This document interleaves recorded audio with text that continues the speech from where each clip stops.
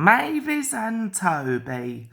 Mavis is a diesel engine who works for the quarry company, shunting trucks in their sidings.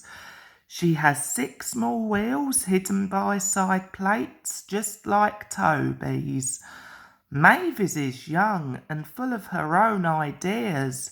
She loves rearranging things too, and began putting Toby's trucks in different places every day.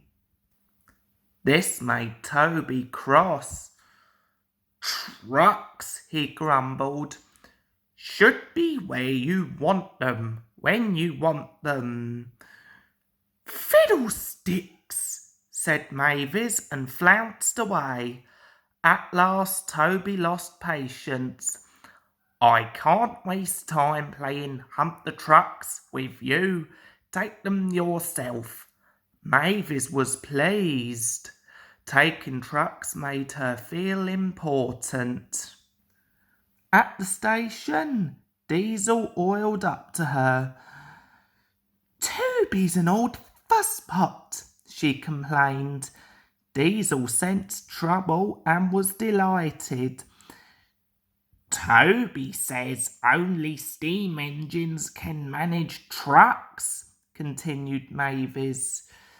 "How absurd. Depend upon it, Mavis. Anything steam engines can do, we diesels can do better." Diesel knew nothing about trucks, but Mavis didn't realise this. Toby's line crosses with the main road behind the station and, for a short way, follows a farm lane. Frosty weather makes the muddy lane rock hard and very slippery. Toby stops before reaching the lane. His fireman halts the traffic at the crossing and then he sets off again. By using the heavy trucks to push him along, he has no trouble with the frosty rails in the lane. It is the only safe thing to do in this kind of weather.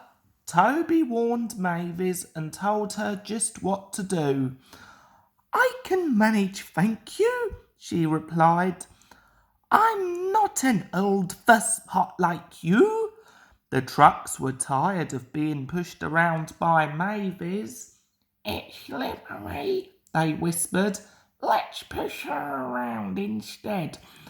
On, they yelled. Mavis took no notice. Instead, she brought the trucks carefully down the lane and stopped at the level crossing. All traffic halted. "One in the headlamp for fusspot Toby," chortled Mavis. But Mavis had stopped in the wrong place. Instead of taking Toby's advice, she had given the trucks the chance they wanted. Hold back, they cried. Ordered Mavis. The trucks just laughed and her wheels spun helplessly. Workmen sanded the rails and tried to dig away the frozen mud, but it was no good. Everyone was impatient. Wailed Mavis. Toby was in the yard when he heard the news. "I warned her," he fumed. "She's young yet," soothed his driver, "and she can manage her trucks herself," interrupted Toby. "They're your trucks, really," his driver replied. "Mavis is supposed to stay at the quarry. If Sir Topham Hatt finds out—" "Yes," said Toby thoughtfully. He and his driver agreed that it would be best to help Mavis after all. An angry farmer was telling Mavis just what she could do with her train. "Having trouble, Mavis?" chortled Toby. "I am surprised." "Grush," said Mavis. With much puffing and wheel slip, Toby pushed Mavis and the trucks back.